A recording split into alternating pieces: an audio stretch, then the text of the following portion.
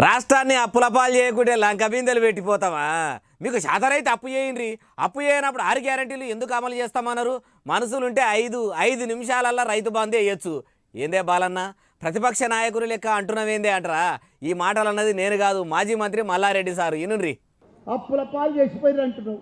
అప్పుల పాలు కాకపోతే నీకు లంక బిడ్డలు ఇచ్చిపోతారు.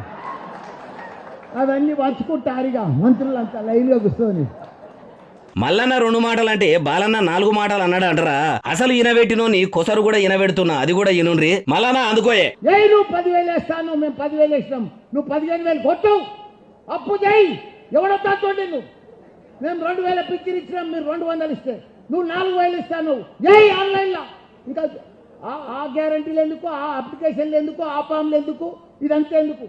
ఆన్లైన్ లో ఆల్రెడీ డాటా ఉన్నది అన్నాడు అంటారు. కానీ మల్లారెడ్డి సారు ఉన్నది ఉన్నట్టే అన్నట్టున్నాడు. అంత డాటా కూడా వాళ్ళ దగ్గరనే ఉండే.